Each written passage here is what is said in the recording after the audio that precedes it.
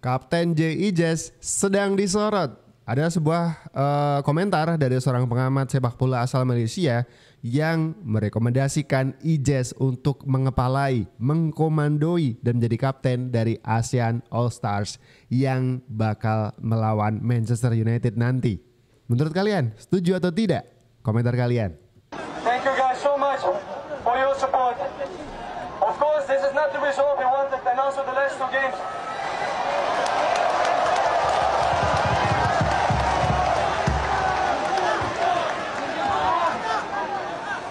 But please believe me when I say, we will never give up. We still have our dream.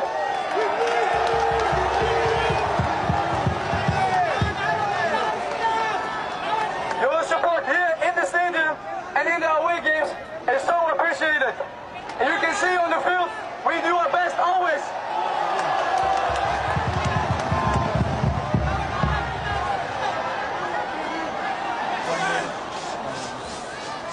We have a lot of players also from abroad, also me. And we appreciate this opportunity to play for our country, for our parents, for our grandparents. And we are all Indonesia, we are all trying to defend the country. So thank you.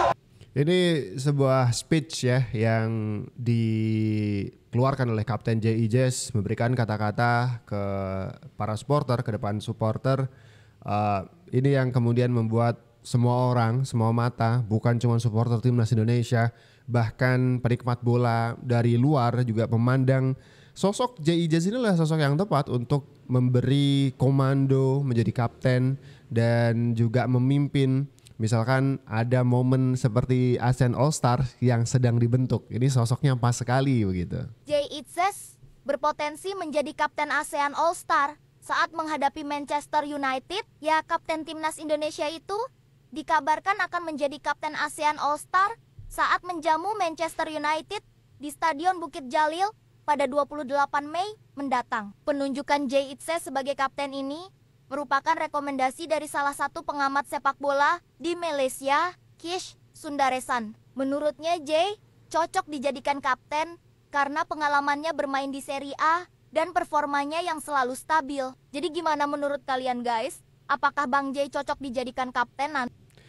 Bang J sangat cocok dijadikan kapten karena semua pemain itu merasa nyaman di bawah komando dari Bang J, dan bahkan bukan cuma nyaman, ketika Bang J dilecehkan oleh pemain lawan, tidak segan-segan ada pemain-pemain lain yang siap membela. Salah satunya adalah Justin Hubner.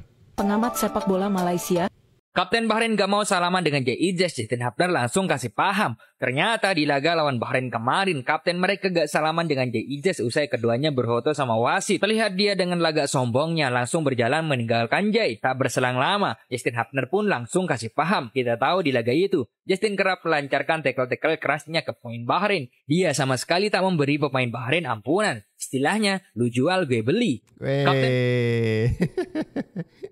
Justin Hubner pas lagi lawan Bahrain di GBK bener-bener keras gitu. Terbukti ada satu tackle, setelah tackle Hubner berdiri itu dengan mengepalkan tangan, berteriak ke arah supporter. Sontak ini seperti menyulut kembali semangat para supporter, berikut juga para pemain timnas gitu ya, yang sedang dalam laga tersebut begitu.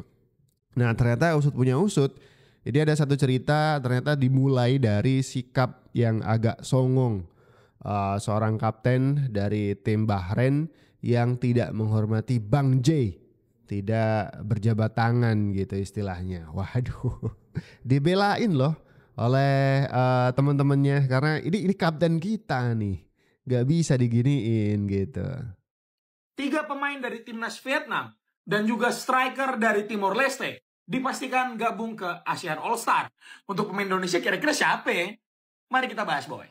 28 Mei 2025, Manchester United ya, tim championship akan menjalani tur pramusim. Salah satunya adalah ke Kuala Lumpur, Malaysia. Harus lu pada tahu ya, di mana mereka akan bertemu dengan ASEAN All Star yang bakalan dilatih sama pelatih timnas Vietnam, yaitu adalah Kim San Sik. Dan dari situ udah dipanggil 3 nama pemain Vietnam. Di mana ini pemain-pemain ya termasuk main bintang Vietnam lah. Yang pertama adalah Nguyen Hoang Duc.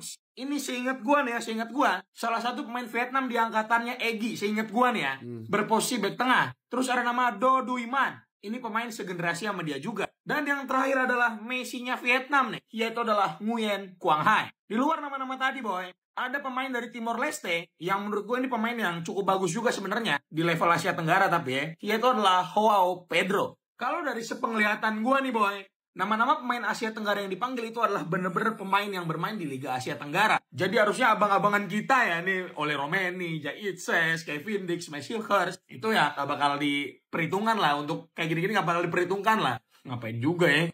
Nah ini ada pendapat juga nih bahwa Jai Ijes gak bakal diizinkan paling tidak oleh PSSI untuk ikutan ASEAN All Stars gitu ya. Karena waktunya cukup mepet juga dengan pertandingan melawan China.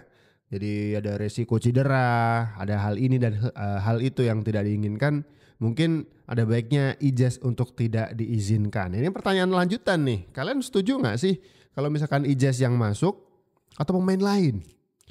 Pemain yang bagus di klub tapi bahkan belum mendapatkan menit bermain bersama Clifford, Arhan, Asnawi lagi bagus nih di Thailand. Apakah harus masuk ke dalam ASEAN All Stars daripada Bang Ijes?